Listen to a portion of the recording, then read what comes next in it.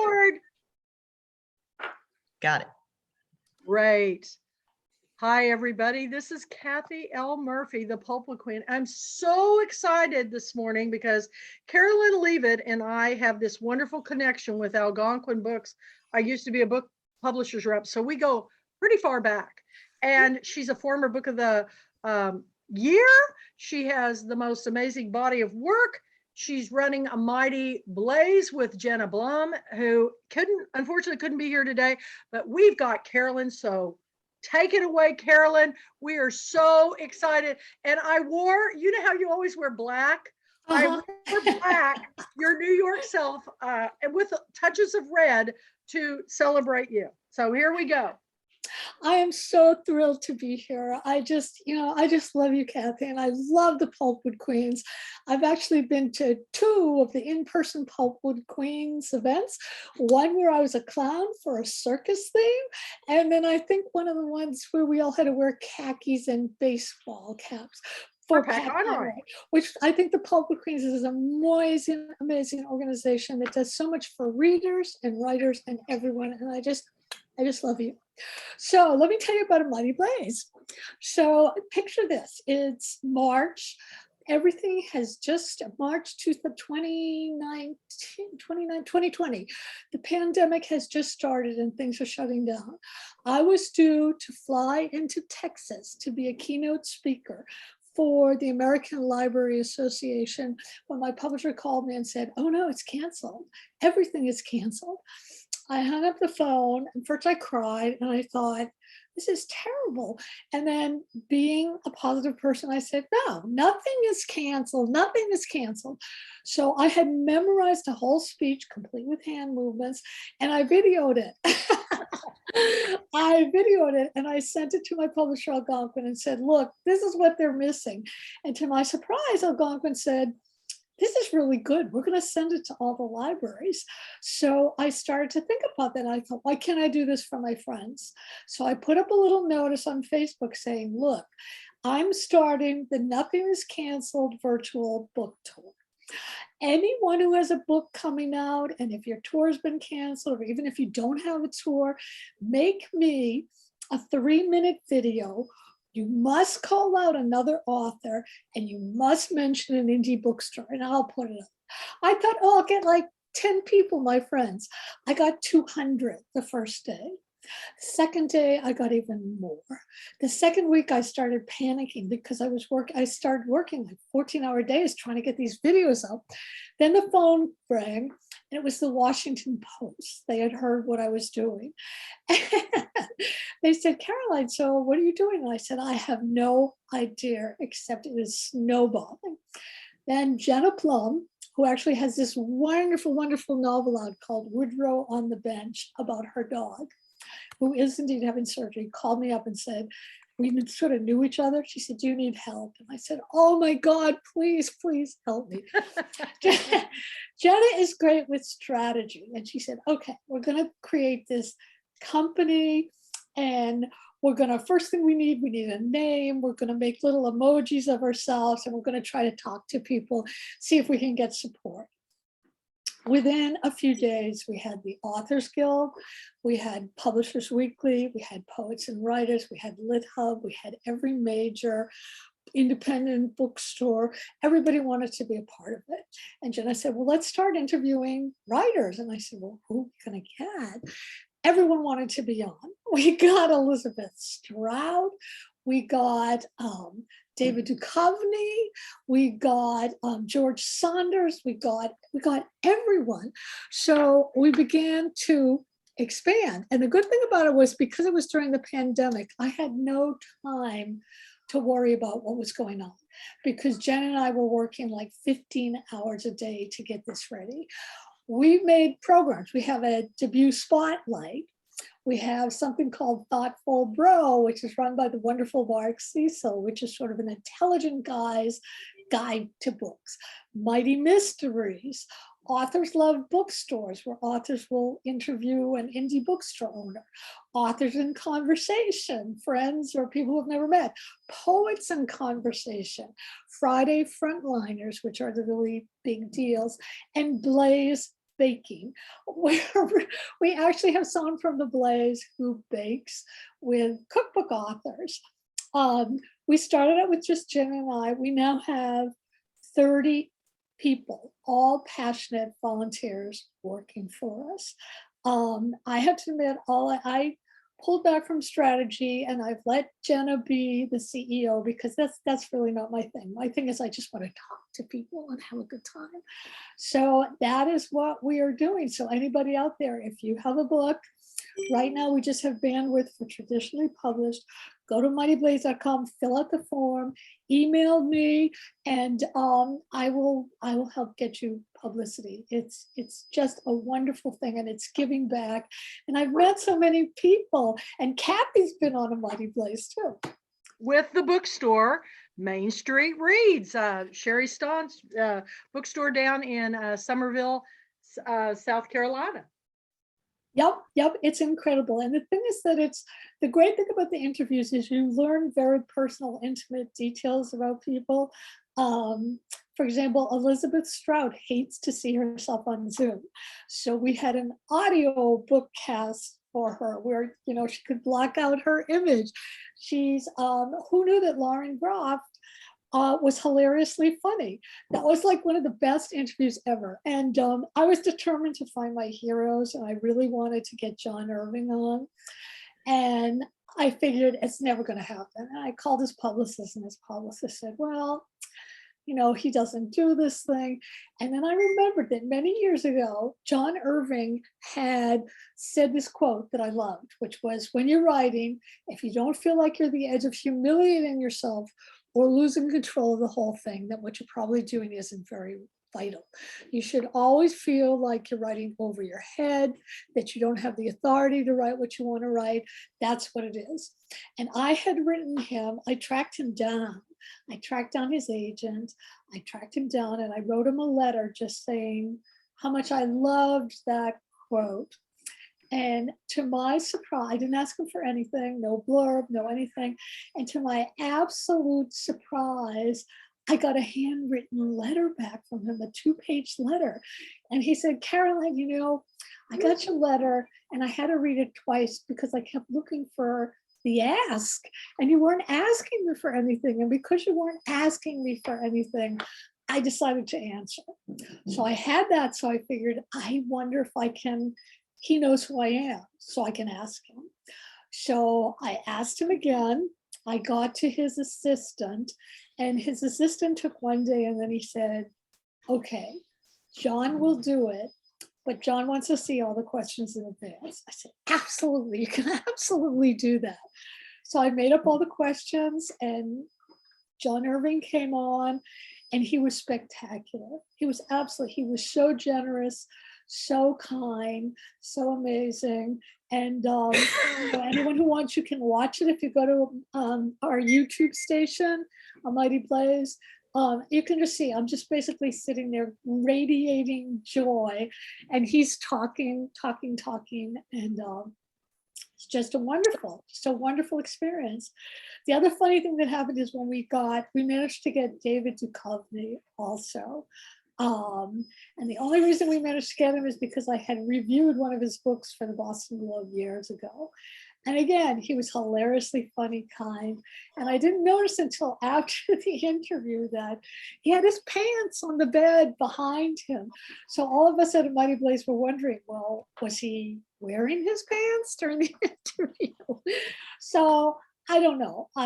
But it's just a wonderful thing. And we're going on 3 years now. We're actually going on 3 years. And I think organizations like the Pulpwood Queens and also like the Mighty Blaze are really, really, really important for all writers. We've profiled just millions of writers. If you go to the website, you can see it. We've been featured everywhere in O Magazine, People, the Washington Post. We've had Annie Lamont on with her husband. We also had Anne Hood on with her husband. Both of them are cooks, and they make cocktails. I have to apologize for the noise because we have cleaning ladies right outside my door. I'm trying to buffer the sound a little. But the most important thing is that I know that this is Kathy's, the way Kathy operates as well. We're here on this earth to help others. We're all sort of walking each other home. And when you lift up other people, you actually lift up yourself, because it feels so good and it feels so great to help others to get to join in the excitement. It's a much better thing than being competitive or wondering why this author got one thing and you didn't. I just feel like it's incredibly good karma. And I have to say that a lot of the things that we do in the Blaze came from Kathy, actually, in the Pulpwood Queen. Just that, I'm serious, just that sense of joy, that sense of, you know, when Kathy has in-person events and everybody dresses up, you don't just have the sense of joy, you make friends for life. And at the Blaze, we decided we were going to have a cocktail party during the pandemic, and we all dressed up, we all came on, and it's the same thing that Kathy does. It's a wonderful, wonderful thing. Like Kathy, we love authors, and we just want to make the world a much better place. So thank you, Kathy, and thank you to Pulpwood Queens. Well, thank you. But you know, the thing about it is you've been giving all this out to all these authors and bookstores and people. I want to talk about your books too. Oh, okay. Please tell us. Talk about you know, we've had, you know, your books on our list for a long time, and I've read everything that you've done. In fact, I created, if you guys go to my Kathy L. Murphy YouTube channel, my children are embarrassed beyond words about that video that I did where it was a tribute to your book, With or Without You, where I was a rock star. They go, Mom, you're too old for that. You are just too old. But I stand beside it because I love Carolyn so much. I just had to do it. And so it's up on our YouTube channel. You're never too old. You're never too old. There's like, the more playful you can get, the better. So I want to show everybody something beautiful. This was from the Pulpwood Queens. It's this gorgeous crystal world that Kathy gave me when one of my books, Cruel Beautiful World, what became the Pulpwood Queens Book of the Year. It was unbelievable. It was unbelievable. And to get this it's right in my writing office. I always keep it close to my heart. So this is my latest book, With or Without You. And this comes, like all my books, from personal experience. It's really like a happy book, even though it's about a long-term couple in the 40s. I wanted to write about people who were older, because I am older than 40s actually. And they're arguing because the guy, Simon, has been a rock and roller, and his career is fading, and he's a little old to be doing what he's doing. And his partner, Stella, is getting pissed off. She's in her 40s. She wants to have a kid before it's too late. She wants them to settle down, to buy their apartment. And they're drinking and arguing, and there's a pill, and they both pass out. And in the morning, only Simon wakes. Stella is in coma. Simon takes care of her for 3 months while she's in the hospital, and when she wakes up, which can happen in coma actually, she has a totally different personality, and she's a stranger to herself and to Simon. And most interestingly, and this actually can happen in coma, she wakes with a startling new talent. She can paint the inner lives of her subject, and it gives her the fame that she doesn't really want, and Simon is desperate for. So the truly important thing about this book that you have to know is that 25 years ago, when I gave birth to my son, who is perfect and wonderful, I developed a mysterious blood disorder. I was at NYU Medical Center. They didn't know what was wrong with me. They just knew that I was dying. So they put me in a medical coma for 3.5 weeks. And just, to make it easier for them. And because I don't know why they did this, but they gave me something called memory blockers because they didn't want me to remember anything. Well, of course, being me, I'm a fighter. I defied the odds. I survived. But what happened is, although I didn't remember anything about the coma or what happened before, I had triggers. When I finally got out of the hospital 4 months later, certain things would set me off. I'd walk out on the street, I'd see somebody with a striped shirt, and I would have a panic attack because the stripes reminded me of the striped curtains that I had in the hospital. Um, if I smelled somebody's perfume and it was like the lotion the hospital had, same thing. I just like panicked. So I couldn't sleep. So I went to a therapist, and the therapist said, well, you're a writer, so write about it and you'll like work it out that way. So I wrote this book called Coming Back to Me, about a woman just like me, has a baby, goes into a coma. It's a really dark book, and it did really well, but I still had those triggers. And finally, about 6 years ago, I went to a new therapist, and I told the therapist the whole story. And she said, Caroline, you wrote the wrong coma book. Don't write about you. Give this to someone else and make it as different as you can. So I created Stella. Unlike me, Stella remembers everything, everything. She talks to us through the coma. Unlike me, Stella came out of coma with this incredible, extraordinary talent. And I just fell in love with her because Stella was so hopeful. She didn't have any of the pain. I loved how she was recreating herself. And to my surprise, this coma book was my happy coma book. I had such pleasure writing it, just such pleasure writing it. So during the research, I actually researched coma, and I found out these amazing things, which actually people do come out of coma and they're not doing well. They've lost some faculties, they have trouble. But the researcher I spoke to told me that one woman woke up from coma, real person, and she was speaking fluent Mandarin. She had never spoken it before. She had nobody Chinese in her background. She quit her job as a secretary, moved to China, and became a translator. Another man woke up and he said, I really want a violin. He kept asking for a violin. And his family said, but you can't play any instrument. And he kept persisting and persisting. And they finally said, fine, we'll bring this guy a violin. So they brought him a violin and he began to play it like a virtuoso. He began to play on Carnegie Hall. So this researcher told me that we don't know what happens in coma. All we know is that the brain refires, rewires, and we can be transformed in the most magic of ways. And that sense of magic was really what I wanted to write about.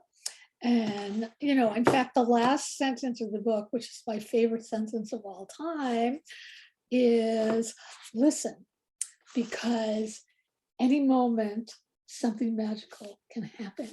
And that's sort of my philosophy of life. And I think it's Kathy's way of life also, because both of us are constantly recreating ourselves.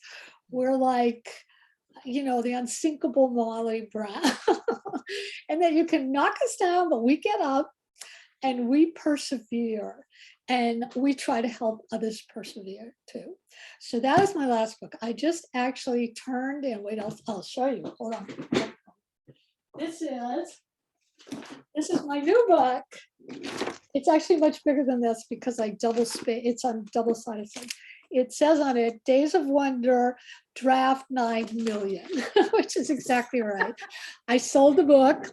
I just gave it into Algonquin for them to edit it. And again, this is about transformation. This particular book is about two kids. When they were 15, they were sleep deprived because they were forbidden to see each other. And they did an attempted murder of the boy's father. And only one of them went to prison and the other one didn't.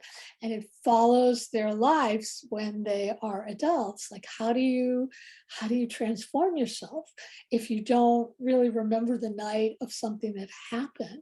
How do you create a happy life? I mean, how do you keep going? And actually, this particular book also came out of something cool and interesting about transformation. I had a friend who knew this woman She was an older woman, and my friend kept saying, "You will love this woman. Everybody loves her. She's wonderful. She's a creative person." I said, "Well, fine. I'm happy to meet anybody." And I met her, and I loved her. And I said, "Wow, she's great. She's my friend." She became my friend. And then 6 months after we were friends, my original friend told me, "I have to tell you something about this woman." She said I could. She told me that when this woman was 15, she murdered somebody. She was sent to prison for 5 years. And when she got out, again, she transformed herself. When you're 15, you're a runaway car without brakes. And she was, under duress and terrified and didn't realize what she was doing. No matter what, she paid for what she did. She transformed herself. She became deeply spiritual, religious. She began to help people. She became this extraordinary woman.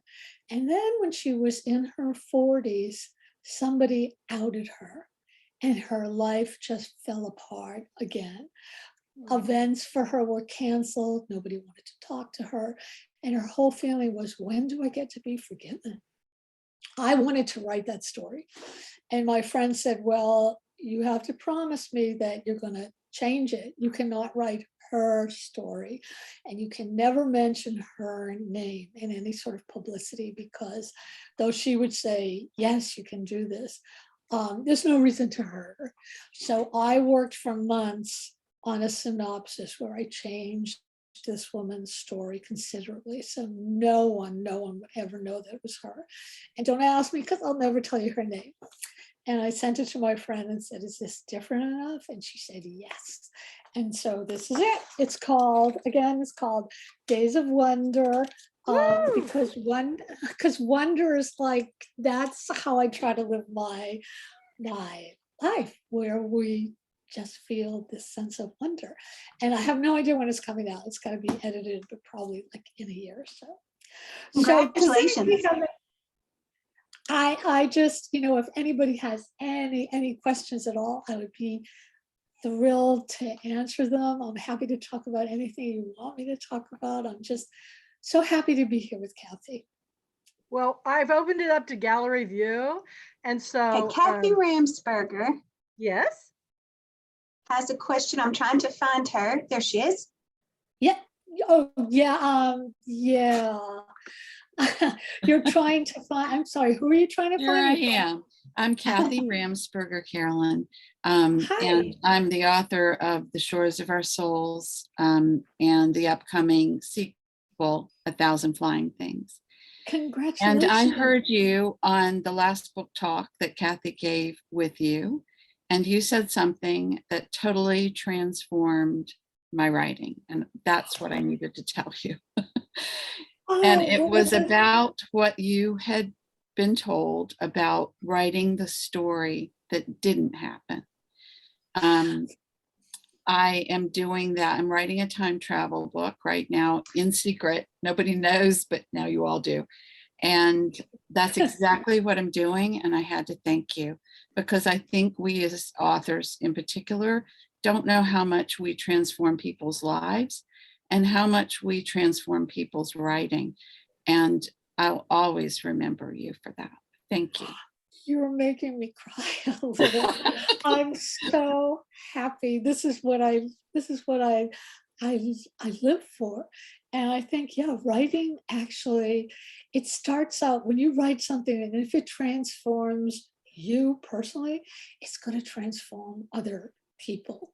And it's going to, it's just going to become universal. I'm thrilled that worked for you. It's been, I've been writing since I was 28, and I'm like a zillion times older than that. But one thing I've learned is that,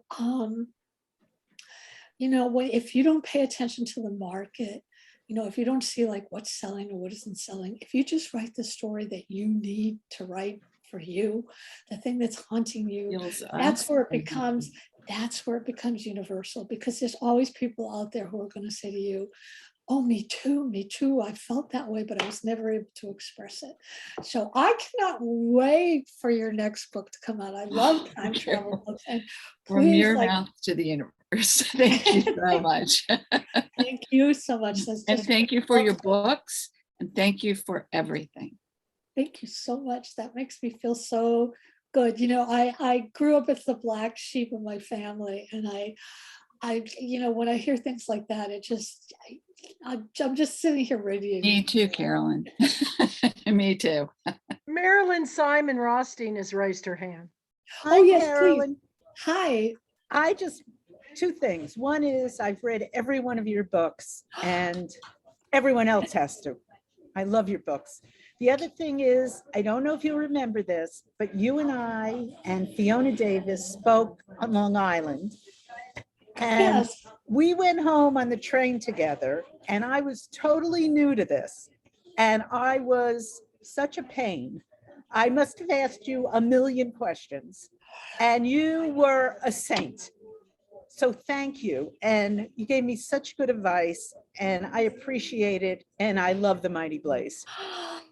You're making me cry too. You know That was what? my goal, cry. Yeah. You were not a pest. In fact, I remember that day, and I was thrilled to tell you everything I know because. Oh, good, because I thought I was annoying you.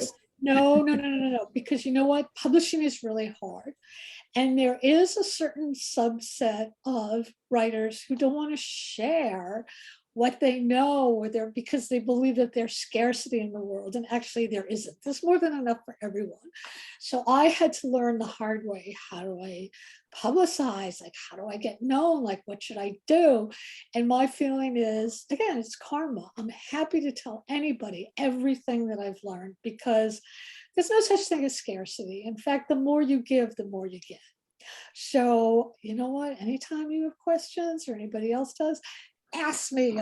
I'm easy to find online, and I'm happy to talk to anybody about anything. I have to confess that part of me was thinking, you are being such a pain. You should shut up and stop asking your questions. The other part of me wished we were going further, like across the country. No. You know what? You have to. I think that's something that a lot of women feel more than men sometimes, that we're always apologizing for asking. Or my feeling is, you know what have you got to lose? Ask. Like, the worst thing that could have happened is if I would have said, you know, I really don't feel like talking about this now, which I would never do. And if I did, then I'm the idiot, not you. I'm like the tight little heart, not you. And I would never ever do that. Never ever do that. So thank you for telling me that. I love that. And Caroline, you need to read Marilyn's books. They will make you laugh out loud so hard. And tell her quickly what your 3 books are. What books are? Lift and Separate, Husbands and Other Sharp Objects, Right, and the new one that's right. That's right. Crazy to They're Leave. hilarious titles. Hilarious. I think we also do the Jewish book council together? Yes. That's right. Yes. I see my friend Jacob's pictures following. How are you doing? Isn't he Jacob? awesome? We love Jacob. I'm doing great. I just wanted to say I love all your books, and I have read all your books since we met. But what I like about them is you put realism in them, and it's experiences that everybody goes through. But I just wanted to say thank you for coming on to Reading Corner, because when I first started, and I run into this quite a lot, there's people that will not come on, that won't give me the time of day. And what I love about interviewing you is that I try to tell about the book, but I want to know about the person, about the writer, the person behind the story. So I just wanted to say really quickly, thank you so much for coming on my show and supporting my whole Facebook group that's smaller than Kathy's, but I'm trying to do my little part. So You're going to grow, Jacob. You're going to grow. Yes, You're you such are. a giver. You're Yes, doing you a are. great You know what? job. The Reading Corner is great. And also, people won't give you the time of day. As I say, you know what? I always say, wow, what happened to them that they're so, ungiving? It's the thing to do is to feel sad for them that they have to be so closed up. Reading Corner is great. And I'm always happy to appear there. Always happy to talk to you, because I think you're fabulous too. Thank you so much. And so are you. Sorry, you too. Thanks. Anybody else have a question for Caroline? I'm looking at both pages. We've got a lot of people here. Okay. Jump in if you have a question. This is your chance, readers. Yeah, I'm happy. You can ask me absolutely anything you want. I'm happy to discuss anything. Betty, I'm Oh, Betty. yes, hi. Caroline, we sat beside each other a couple of times that you were at the girlfriend weekends, and I've always enjoyed everything you've done. My husband was with me once, and so he's been going back pretty much ever since. But I wanted to say, you touched on something that I observed at the very first Pulpwood Queen girlfriend weekend that I went to. I'm pretty outspoken, but I'm also pretty observant, and I could not get over how all of the authors just encouraged and lifted up each other. Those that were, Pat Conroy worked that room like Yep. a political, somebody running for political office, but he was so genuine with the new authors, encouraging them. And he didn't just take the book from them, he went and bought their books. That's right. I watched him, and I was just so, it was just, I told Kathy this a couple of times, it just blows me away at how well these authors lift each other up. And just listening to you guys, I love, love, love it. And so as I am called Cousin Betty, you know, and I changed my name up there so y'all can see. I love this, and Kathy knows I will do anything to support you guys. So That's what it's all about. I mean, that's why I'm so thrilled to be a Pulpwood Queen, because well, I told Kathy, if you want to keep something, you have to support it. oh yeah, and you have to support all other authors. It's sort of like I tell all writers, it doesn't, there is a subset of writers who feel like, well, if you haven't published, you're not a writer. That's baloney. If you write, you're a writer. Claim it. Call yourself a writer. And also, you always want it, the more you can help the community, the better it is for everyone. I truly feel, and I know Kathy feels this too, that we lift each other up. We totally lift each other up. That's what we're here for. Mandy. And the more we do this, the better it feels. We're at our time. Yeah. oh, we are. I Well, was trying to oh, get Kathy's gosh, attention. I hate to let you go because I love you so much, but I'm really looking for, I'm ready for Days of Wonder. In fact, we had like over 1,200 books sent to us last year, and now it's time to send us new ones. So go on the author membership page, and our addresses for Mandy and I are there to send us your books. So if you need my address, if you forgot it, Carolyn, I'll get it to you. And I just want to tell you, Betty is a new member of our team, the Pulpwood Queen Dream Team. I'm She's just an itty bitty volunteered. cog. Wonderful. So she's Anything helping I for can the do to first help. time this year as a co-host, help running our festival. And this volunteerism is amazing. Look what you've done with the Mighty Blaze. I mean, what a wonderful, love it. giving entity that is. So God bless you. And I'm sorry about your little black eye. I've been Oh praying yeah, for you I with just, my stone, with my praise stone. but I'm fine. Again, I'm fine. I'm like Kathy, I'm a fighter. I always look on the positive thing. And my positive thing, I fell head first down a flight of stairs. But you know what? No concussion, no broken bones, no broken ribs, just now this is after 3 weeks. And you know what? I feel lucky. And I think that's part of, just be grateful every day. And I'm grateful to be here. So thank you all so much. Thank you so Thank you. much. And we hope you'll join some of our parties and the hairball and the Oh yeah. masquerade. Oh yeah. And so we will see you down the road, and have a wonderful, wonderful day. You too. Bye everybody. everybody. Love you. I love you. Bye-bye.